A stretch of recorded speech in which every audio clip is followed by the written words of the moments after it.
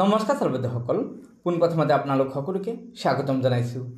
ছালবেদসকল, আপোনালোক সকলোৱে জ্ঞাত যে অসম ৰাজ্যিক অংগনবাড়ী কৰ্মী আৰু সহায়িকা সন্থাই যোৱা 6 দিন ধৰি তেওঁলোকৰ দৰমহা বৃদ্ধিৰ দাবীৰে সঞ্চালকৰ কাৰ্যালয়ৰ সন্মুখত এক তীব্ৰ আন্দোলন গঢ়ি তুলিছে।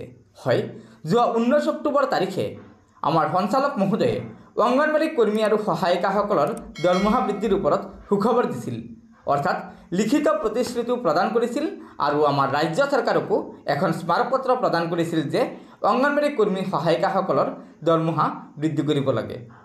যদিও সঞ্চালক মহোদয়ে আমাৰ ৰাজ্য চৰকাৰক স্মাৰকপত্ৰ প্ৰদান কৰিছিল, কিন্তু আমাৰ ৰাজ্য চৰকাৰে এতিয়ালৈকে ৰাজ্যৰ অংগনবাড়ী কৰ্মী সহায়িকাসকলৰ দৰমহা বৃদ্ধিৰ ওপৰত কোনো সিদ্ধান্ত গ্ৰহণ কৰা নাই, যাৰ ফলস্বৰূপে যোৱা 6 দিন ধৰি অংগনবাড়ী কৰ্মী সহায়িকাসকলে সঞ্চালকৰ কাৰ্যালয়ৰ সন্মুখত আন্দোলন কৰি আছে আৰু এই আন্দোলন অনিৰ্দিষ্টকালীনলৈকে চলিব বুলি অংগনবাড়ী কৰ্মী সহায়িকা সন্থাই জানিবলৈ দিছে।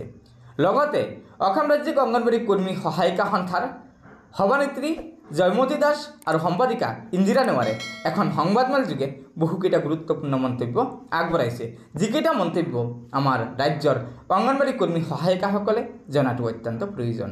গতিকে বলক আমি ভিডিঅ'টোৰ জৰিয়তে জানি লওঁ অংগনবাড়ী কৰ্মী সহায়িকা সন্থাই ৰাজ্যৰ অংগনবাড়ী কৰ্মী সহায়িকাসকলৰ বাবে কি মন্তব্য আগবঢ়াইছে।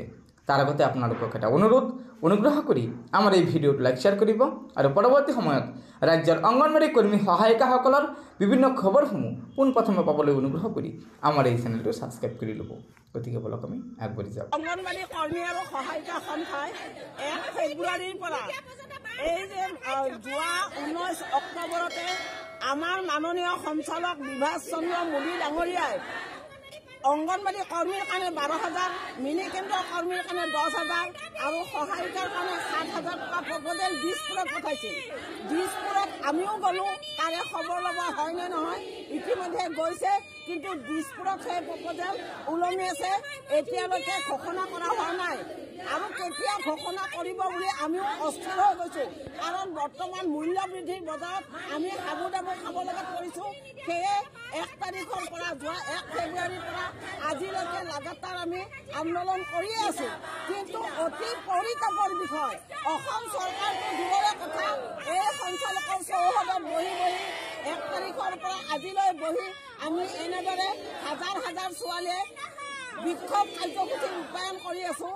এগৰাকী বিষয়ববীয়াই আমাৰ খবৰ লোৱা নাই, এইকাৰণে আমি অতিশয় দুখিত হৈছোঁ। কিয়নো এওঁলোকৰ নিৰ্দেশত আমি দেশৰ তৃণমূল স্তৰৰ মহিলা আৰু শিশুৰ যত উন্নয়নৰ কামবিলাক আমি কৰিছোঁ, যেনে মাতৃসকলৰ সবল হোৱা, শিশুসকলৰ সম্পূৰ্ণ শাৰীৰিক মানসিক সবল কৰা, ঘৰে ঘৰে ভিজিট গৈ কিনে ৰক্তহীনতা হ্ৰাস কৰা, এইবিলাক কাম আমিয়ে কৰিছোঁ।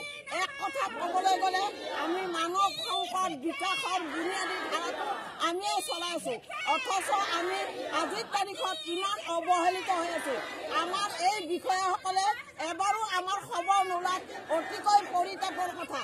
গতিকে আমি উপায়ন্তৰ হৈ আমি চলাই আছোঁ, চলাই যাম। অহা 12 তাৰিখলৈ আমি বাট চাম, ঘোষণা কৰে নে নকৰে। যদি নকৰে তেতিয়াহ'লে 13 তাৰিখৰ পৰা আমি সমুদায় চেণ্টাৰৰ কাম বন্ধ কৰি ইয়াত পুনৰ সকলোৱে বহি যাম। ধন্যবাদ।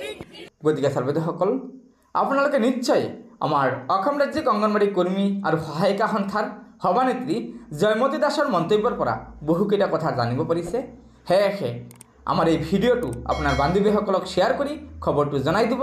লগতে নতুনকৈ অহা বাইদেউসকলে অনুগ্ৰহ কৰি আমাৰ এই চেনেলটো ছাবস্ক্ৰাইব কৰি ল'ব, কিয়নো আমাৰ এই চেনেলটোৰ জৰিয়তে প্ৰতিদিনে ৰাজ্যৰ অংগনবাড়ী কৰ্মী সহায়িকাসকলৰ বিভিন্ন খবৰসমূহ দি থকা হয়। গতিকে আমাৰ আজিৰ ভিডিঅ'টো ইয়াতে সমাপ্ত কৰিলোঁ। ধন্যবাদ। জয় আই অসম।